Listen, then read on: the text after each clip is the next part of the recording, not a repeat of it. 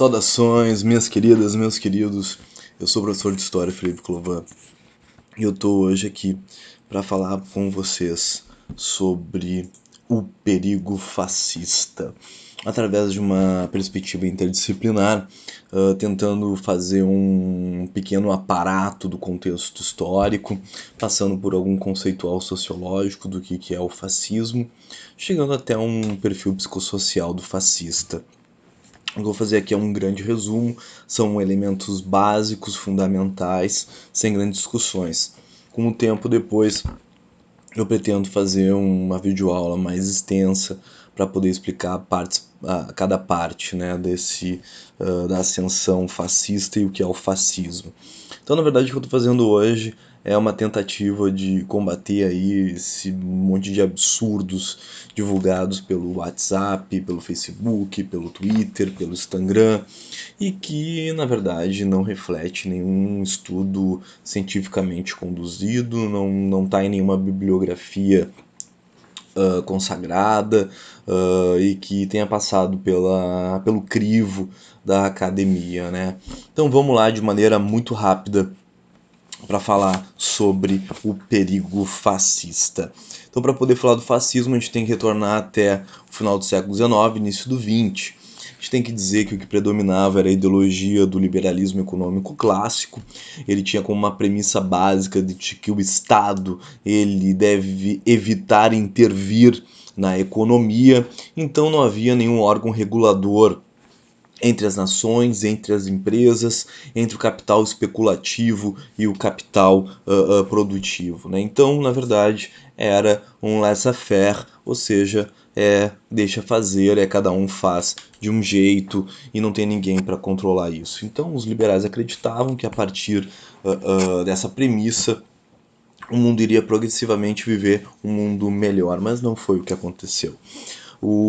Essa premissa liberal levou o mundo ao liberalismo, ao imperialismo, ou seja, uma disputa desenfreada entre as nações e suas empresas por mercados consumidores, que levou a um processo de extrema violência para a América do Sul, para a África, para a Ásia, para o Oriente Médio.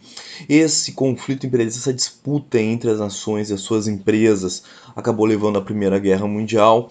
A Alemanha chegou atrasada na disputa imperialista por conta que sua unificação é de 1871 e ela então vai tentar conseguir mercados consumidores da Inglaterra e da França.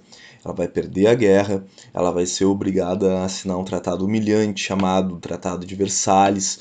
Nesse Tratado de Versalhes, a Alemanha vai ficar responsável por ressarcir os gastos da guerra para a Inglaterra e para a França ao custo de 1,5 vezes o PIB anual alemão, ou seja, uma dívida impagável. Então a Alemanha vai sair destruída da Primeira Guerra Mundial economicamente e Inglaterra e França vão trabalhar para sabotar o desenvolvimento da economia de mercado alemã. Por outro lado, essa também falta de regulação do mercado vai levar à crise de 29, a grande quebra da Bolsa de Valores de Nova York. Ela ocorre por conta de um descolamento do capital financeiro do capital industrial e a criação de uma bolha dentro da especulação do mercado da Bolsa de Valores, o que vai gerar a grande crise de 1929. Então, quando a gente fala em liberalismo, a gente tem que lembrar que o liberalismo levou o mundo a 3 grandes crises. E quais são essas 3 grandes crises? Levou ao imperialismo, levou à Primeira Guerra Mundial e levou à crise de 1929. Então, lá na década de 1920 e 30, o liberalismo está completamente desacreditado. Mas o problema é que o liberalismo era a única ideia, a única ideologia que embasava a defesa do capitalismo, a defesa da iniciativa privada, a defesa dos interesses da burguesia. Então, nesse mesmo momento, o que está à ascensão é o socialismo. O socialismo, principalmente dentro dos sindicatos, da luta sindical por direitos sociais, começa a conquistar os primeiros direitos dos trabalhadores pelo mundo. Em 1917, os russos tomam o poder através do partido bolchevique, partido de caráter socialista, que vai acabar criando na Rússia um estado de bem-estar social. Na década de 1920 e 30, todo russo ele acaba tendo direitos básicos que hoje para nós são bastante comuns, como por exemplo, todo trabalhador russo vai ter uma jornada máxima diária de 7 horas, ele vai ter um dia de folga da semana garantido, ele vai ter férias garantidos, ele vai ter uma aposentadoria garantida e as mulheres, inclusive, vão ter todos os mesmos direitos que os homens, assim como licença maternidade. Então, ou seja, através da União Soviética, a gente vai ter pela primeira vez um Estado onde nós vamos ter direitos sociais e onde as mulheres vão ter todos os mesmos direitos que os homens. Então, o que a gente tem nesse contexto? Nesse contexto, o que a gente tem é, de um lado, o liberalismo desacreditado, levou o mundo a uma série de crises, a única opção, o único modelo de defesa do capitalismo, e de outro lado, o socialismo em ascensão, que quer destruir o próprio capitalismo. Nisso, então, o perigo fascista ele surge como uma alternativa. O fascismo surge na Itália, com Benito Mussolini. Esse fascismo vai então influenciar as ideias do Hitler, de Goebbels, Himmler, e lá vai se desenvolver o nazismo, e o fascismo vai chegar em vários outros países, na Espanha, em Portugal. Aqui no Brasil vai ter um fascismo tupiniquim, um integralismo, né? Então vamos lá, o que é o projeto fascista, nazifascista, né? Que é essa integração do fascismo italiano com o fascismo alemão. Ele é uma reação. Ele é uma reação a quê? Ele é uma reação ao liberalismo como defesa de uma economia de mercado que não deu certo e uma reação ao avanço das demandas dos trabalhadores, dos movimentos sociais, do socialismo.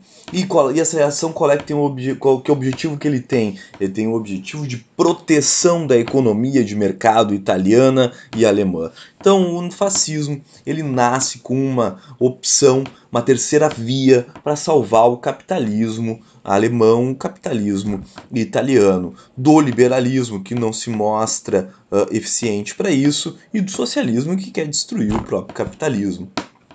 Nisso, então, essa reação ela vai se utilizar da identidade nacionalista, um sentimento de união entre esses povos. Ele pretende retornar a um passado tradicional, né, como tanto o liberalismo como o socialismo são progressistas, eles acabam sempre pensando que com o progresso da sociedade tu vai encontrar uma sociedade mais igualitária, vai encontrar a emancipação humana, né? Os dois compartilham isso. O fascismo não. O fascismo ele não quer a emancipação humana, porque para o fascismo só interessa uma boa vida para os alemães, para os italianos, para as pessoas consideradas de uma raça superior, de uma nação superior. Para todo o resto, o que sobra é eles serem dominados, submetidos aos superiores. Então, ou seja, eles querem retornar a um passado anterior. Então eles mitificam, eles criam esse passado que não existe. Então aquela velha história, né, que as pessoas às vezes falam, ah, no meu tempo é que era bom, né? Não, o tempo dele é uma porcaria, era uma droga. Só que daí ele sempre idealiza que era bom porque ele viveu a juventude dele, aquela coisa toda descoberta, né? Mas na verdade, normalmente isso acaba, a memória acaba enganando. Então, esses caras desenvolvem uma paranoia anticomunista, né? Então eles vão acabar dizendo que lá do bolchevique comunista que quer revolucionariamente acabar com o capitalismo, passando pelo socialista moderado até o social-democrata, que na verdade é um liberal que quer reformar ali o capitalismo com algum estado de bem-estar social ali, para o fascista tudo isso faz parte de uma mesma coisa, do comunismo. Então, uma paranoia. Enquanto levantou o tapete, toma pedra, vai ter comunista lá e o comunista serve para poder ser atacado.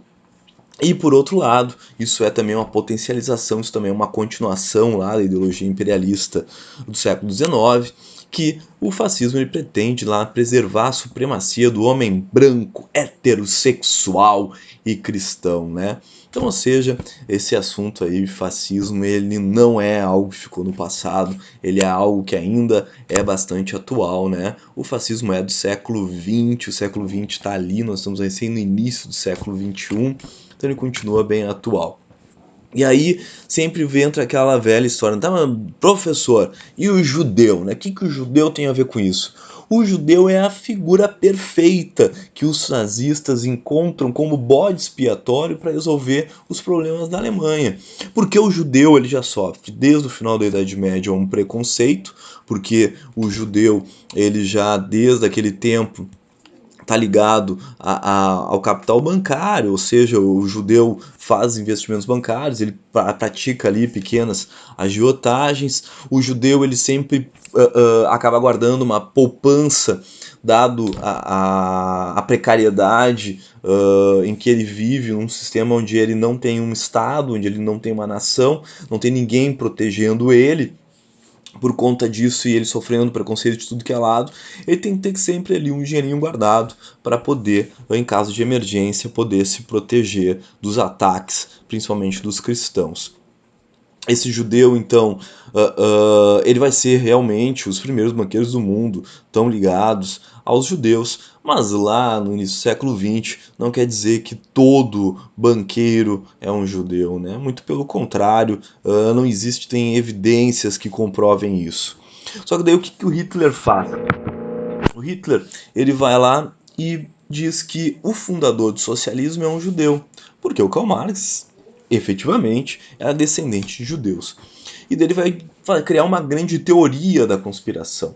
Nessa teoria da conspiração, o judeu ele está por trás de todos os inimigos da Alemanha e da Itália. O judeu ele está lá atrás conspirando, ele é quem criou o comunismo, o socialismo, a social-democracia para poder ir contra a economia de mercado alemã e ao mesmo tempo ele também é o criador do sistema financeiro internacional que acaba atrapalhando o desenvolvimento alemão por conta das dívidas que a Alemanha tem que pagar lá no Tratado de Versalhes para os bancos ingleses, franceses e estadunidenses. Então, para o Hitler, existe uma grande conspiração judaica que lá atrás, secretamente, ela controla tanto o comunismo como o capital bancário internacional, para poder atrapalhar o desenvolvimento, principalmente para atrapalhar, para sabotar uma vocação alemã de dominação dos mercados mundiais. Então veja só, né? O fascismo, o nazismo é uma defesa de uma forma de capitalismo, um capitalismo autoritário, controlado, mas um capitalismo. Nisso, então, fica muito claro nos cartazes da época, né? A gente tem ali, por exemplo, o Stalin apertando a mão dos banqueiros ingleses, né? Algo absurdo, que não tem nenhuma evidência histórica, isso jamais iria acontecer. Do outro lado, tu vê ali o judeu eterno, um judeu conspirador, né? É um velho carcomido que de um lado ele carrega a União Soviética, o comunismo, do outro lado ele carrega o capital financeiro nas mãos, o Sovina, né? Que faz todo o resto da população viver mal, e ele também carrega o chicote que vai lá despejar toda a sua raiva sobre a classe trabalhadora, principalmente os alemães. Então, os nazistas, eles trabalharam muito bem com uma linguagem da propaganda, uma linguagem dos slogans, né? Então, por exemplo, nesse cartaz dos nazistas, quando eles estão concorrendo à eleição, tentando lá ter uma boa parcela no parlamento alemão, e eles chegam ao poder, são eleitos, mais de 30% da população alemã acaba colocando os nazistas no poder.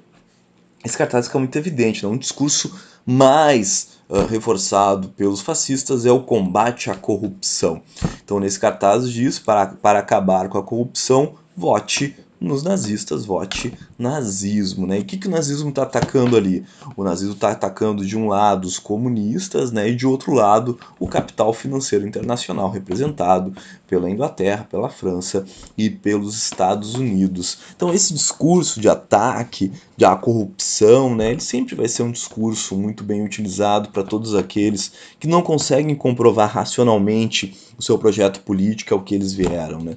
Porque dizer que vai acabar com a corrupção é a mesma coisa do que os médicos fazerem uma campanha, uma passeata na rua, vamos acabar com a gripe. É óbvio que todo político é contra a corrupção, né? O problema é como nós combatemos a corrupção. Pretendo explicar isso melhor também em um outro vídeo. Outro item importante é que os alemães eles se utilizam muito do nacionalismo, né? Então olha só esse slogan, que coincidência, hein? Olha só, nesse slogan desse cartaz nazista, ele diz lá, Alemanha acima de tudo. Que coincidência, onde é que será que eu vi esse slogan aí esses tempos? Mas tem por aí, né? Ou seja, os fascistas eles sempre colocam esse sentimento, essa identidade patriótica acima de tudo, né? Então, na verdade, eles não são nazistas, na verdade, eles não são um partido político. Na verdade, eles estão defendendo os interesses da nação. Os interesses da nação estão acima de discussão política, estão acima de ideologia, estão acima de qualquer coisa, né? Então, esse argumento é forte e ele sempre se demonstrou forte lá no século XX e continua se demonstrando forte até os dias de hoje. Outra coisa bastante importante desses outros cartazes nazistas é sempre a valorização, né, do homem branco, heteronormativo, cristão, que então carrega, né, a família e que une a família tradicional. E a família tradicional, ela é muito importante, a família tradicional que une a nação, que junta a nação. Então, o discurso a uma moralidade, ao retorno a um tempo quando a família ela era uma unidade básica, estável, que trazia segurança, um sentimento de segurança para o povo, né, para a nação. Então esse discurso é um discurso comum fascista, ele sempre foi utilizado e continua sendo utilizado. Mas daí, lá naquele tempo, todo mundo dizia assim, mas tu acredita mesmo que esse maluco desse Hitler, ele vai realmente entrar na casa dos judeus e vai matar os judeus? Não, isso não vai, isso é só de boca para fora. Na hora H não vai fazer nada disso. Ele é só um maluco que a gente precisa para poder estabilizar, já que ninguém consegue estabilizar a Alemanha. Então, o tom do discurso nazista muitas vezes era um tom que as pessoas votavam e diziam que era chacota. Não, isso é só da boca para fora. O problema é que esse da boca para fora, até a eleição, era só da boca para fora. Mas passada a eleição e quando os nazistas entram no poder e assim que o Hitler vira chanceler e consegue através de um parlamento extremamente conservador poderes irrestritos para poder governar a Alemanha, a coisa fica bem diferente. Ele realmente entra na casa dos judeus, ele entra na casa dos judeus, dos ciganos, dos negros, dos homossexuais, principalmente dos comunistas e comunistas de qualquer vertente, que para ele tudo é comunista que não seja nazista. Eles entram realmente na casa dos judeus, retiram os judeus das suas casas, e o que vai acontecer com os judeus é que não só judeus, como judeus, eslavos, socialistas, comunistas, sociais-democratas, mulheres empoderadas, que vão ser tidas como lésbicas, toda essa gente vai ser enviada para os campos de concentração. Quem é que já não ouviu falar dos campos de concentração, né? E aí essa gente morre lá. E aí então a gente pode traçar um perfil psicossocial do fascista, algo que então eu vou fazer na próxima aula.